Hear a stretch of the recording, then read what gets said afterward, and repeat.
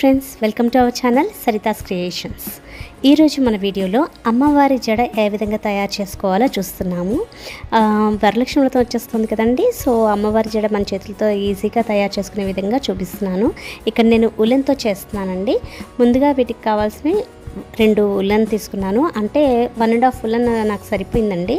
ఇక్కడ నేను number of turns తీసుకోవడానికి ప్యాడ్ తీసుకున్నాను. అంటే మన లెంగ్త్ని బట్టి మనం చూస్ చేసుకోవాలి. లెంగ్త్ చాలా పొడుగ్గా కావాలి అనుకున్న వాళ్ళు ఒక కార్డ్బోర్డ్ తీసుకోవచ్చు. మీడియం సైజ్ లెంగ్త్ కావాలి అనుకున్న వాళ్ళు మాత్రం ప్యాడ్ సరిపోతుంది, మనకి ఎగ్జామ్ ప్యాడ్.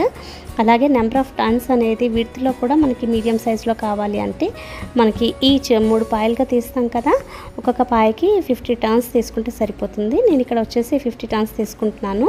ఎందుకంటే నేను న్యాచురల్గా మీడియం సైజులో ఉంటే ఏంటంటే మనకి హెయిర్ కూడా చాలా న్యాచురల్గా కనిపిస్తుంది. లెంగ్త్ కూడా మీడియంగానే తీసుకుంటున్నాను అనమాట. సో ఇలా 50 టర్న్స్ అన్నీ కూడా తీసేసుకోవాలి. కొంచెం లావుగా కావాలి అనుకున్న వాళ్ళు నెంబర్ ఆఫ్ టర్న్స్ని ఇంక్రీజ్ చేసుకుంటే సరిపోతుంది. సో ఇక్కడ మొత్తం 50 టర్న్స్ అయిపోయాయండి. అప్పుడు నేను దారం కట్ చేసేసి ఇక్కడ సేమ్ అదే దారంతో నాట్ చేసేస్తున్నాను. మనకి ఈజీగా ఉంటుంది ప్యాడ్గా ఉండగా. అలానే కట్ చేసుకున్న తర్వాత కూడా నాట్ చేసుకోవచ్చు. మనం సేమ్ ఉలెన్ థ్రెడ్ తోటే నేను నాట్ చేసేసుకుంటున్నాను, ముడేసేసుకుంటున్నాను.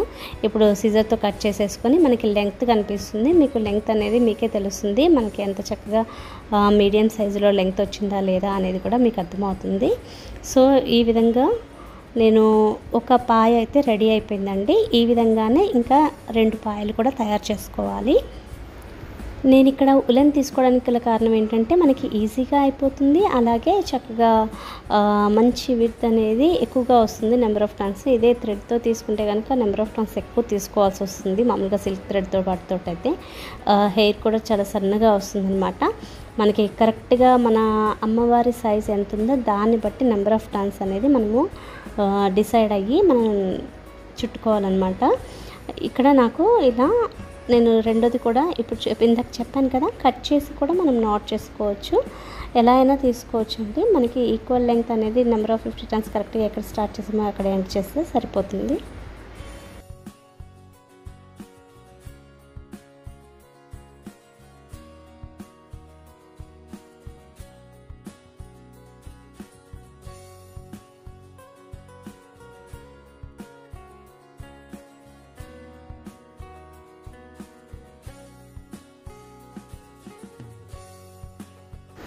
సో ఇప్పుడు మనకి 3 పాయలు కూడా రెడీ అయిపోయాయండి. ఇప్పుడు చక్కగా అల్లేసుకోవడమే. ఈ అల్లుకోవడానికి ముందర మనం ఒక్కొక్క దానికి పైన నాట్ వేసాం కదా, విడిపోకుండా ఉండడానికి. అలాగే ఇప్పుడు 3 కలిపి కూడా నాట్ వేసేసుకుందాము. సేమ్ అదే ఉలెన్ థ్రెడ్ తోటి నాట్ వేస్తున్నాను. అదైతేనే మనకి గట్టిగా ఉంటుందన్నమాట. సో ఇలా నాట్ వేసుకున్న తర్వాత మీరు ఒక రబ్బర్ బ్యాండ్ కూడా పెట్టుకోవచ్చు. ఎందుకంటే చూడటానికి నీట్గా ఉంటుంది, ఆ నాట్ అనేది కనపడకుండా ఉంటుంది. సో నాట్ వేసేసుకున్న తర్వాత ఏ పాయకి ఆ పాయ సపరేట్గా చేసేసుకోవాలి. చాలా ఈజీగా వచ్చేస్తుంది దేనికదే. సో ఇప్పుడు మనం అల్లడానికి వీలుగా ఉండడానికి మళ్ళీ ఎగ్జామ్ ప్యాడ్ తీసుకున్నాను. ప్యాడ్కి పెట్టేసి 3 పాయలుగా తీసేసుకుని అల్లడం స్టార్ట్ చేశానండి. కొంచెం మనకి వేవిగా ఉంటుంది కదా ఉలెన్ అనేది. చక్కగా మనం జడలేటప్పుడు హెయిర్ని ఎలా స్ట్రైట్ చేసుకుంటూ ఉంటామో అలాగే సేమ్ దీన్ని కూడా ఎక్కడ కూడా వేవ్స్ రాకుండా చక్కగా అంటూ అల్లేసుకుంటూ వెళ్ళిపోవాలి. అసలు జడ అల్లితే కూడా తర్వాత అది ఉలెన్ జడ అని కూడా తెలియట్లేదండి, న్యాచురల్ హెయిర్ లాగే కనిపిస్తుంది.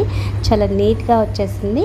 ఈ విధంగా మామూలుగానే అల్లేసుకుంటూ వెళ్ళిపోవాలండి. దీన్ని బట్టి మీకు లెంగ్త్ తెలుస్తుంది కదా. నేను నెంబర్ ఆఫ్ టర్న్స్ లెంగ్త్ వచ్చేసి ఎగ్జామ్ ప్యాడ్ తీసుకున్నాను కదా. సో దానికి కరెక్ట్గా మీడియం సైజు జడ అయితే మనకి రెడీ అయిపోతుంది. మీరు జడ అయిన తర్వాత మనకి న్యాచురల్గా అమ్మవారి సైజుని బట్టి మీడియం సైజ్ సరిపోతుంది. అమ్మవారిది కొంచెం ఎత్తుగా పెట్టేసి పెద్దగా పెట్టాలి అనుకున్న వాళ్ళు మటుకు ఇంకొంచెం లెంగ్త్ అనేది పెంచుకోవచ్చు అనమాట. అది డిపెండ్స్ ఆన్ మనము సైజ్ని బట్టి ఉంటుందన్నమాట. నేను పెట్టే అమ్మవారికి నాకు ఈ మీడియం సైజ్గా ఉంటే సరిపోతుంది, మరీ షార్ట్ లేకుండా. సో నార్మల్గా అల్లేసుకున్న తర్వాత అక్కడ ఒక రబ్బర్ బ్యాండ్ పెట్టేసుకోవడమే. చక్కగా కింద ఏదైతే వచ్చేసిందో ఎక్సెస్ అవన్నీ కూడా మనం కట్ చేసేసుకోవాలన్నమాట. కాకపోతే నేను ఇక్కడ ఈక్వల్గా కట్ చేయట్లేదండి, జస్ట్ ఎక్సెస్ పార్ట్ ఎక్కువ ఏదైతే ఉంటుందో అది మాత్రమే కట్ చేస్తున్నాను. ఎందుకంటే మనకి మరీ ఈక్వల్గా చేస్తే అది సౌరంలాగా తెలిసిపోతుంది. ఇలా మామూలుగా ఉంటేనే కొంచెం అటు ఇటుగా ఉంటేనే మనకి అది న్యాచురల్గా కనిపిస్తుంది అనమాట. సో నేను ఈ విధంగా ఒకసారి సీజర్ తోటే ఇలా అనేస్తే చక్కగా స్ట్రైట్ అయిపోయింది. సో నేను పైన కూడా ఒక రబ్బర్ బ్యాండ్ పెట్టేశాను. ఆ రబ్బర్ బ్యాండ్ పెట్టడం వల్ల మనకి దానికి డెకరేషన్ చేసుకోవడానికి ఏదైనా క్లిప్స్ పెట్టుకోవాలనుకున్నా ఏదైనా సరే బాగుంటుందన్నమాట. చూసారు కదా జడ ఎంత నీట్గా వచ్చేసిందో. మనకి అసలు చెప్పాలంటే న్యాచురల్ హెయిర్ లాగే కనిపిస్తుంది. సో నేను అక్కడ మళ్ళీ ఒక దారంతో ఎందుకు నోట్ వేసానంటే అమ్మవారికి మనం ఏదైనా కట్టడానికి వీలుగా ఉండే విధంగా నేను ముందే రెడీ చేసి పెట్టేసుకున్నాను అనమాట. దాన్ని జస్ట్ టై చేసేయడమే సరిపోతుంది. అందుకని పైన చిన్న దారంతో నాట్ వేసేసాను. ఇప్పుడు అమ్మవారు వెనక నుంచి ముందుకు వేస్తే జడ ఎలా ఉంటుందో ఆ షేప్లో ఇలా పెట్టి నేను చూపిస్తున్నాను. సో నా దగ్గర జడబిల్లలు ఉన్నాయి. మనం జడని రకరకాలుగా డెకరేట్ చేసుకోవచ్చు. నేను ఇక్కడ జడబిల్లలతో పెట్టేస్తున్నాను. అలాగే మన దగ్గర డిఫరెంట్ లేసెస్ ఉంటాయి. అలాగే గోల్డ్ థ్రెడ్ ఉంటుంది, దాంతో కూడా మనం డెకరేట్ చేసుకోవచ్చు అనమాట.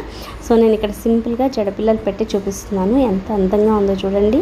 మనం బయట కొనే జడలాగే ఉంది, ఇంకా నీట్గా వచ్చిందండి. అందులోనూ మనది మనం చేసుకుంటే ఆ సాటిస్ఫాక్షన్ వేరే కదా.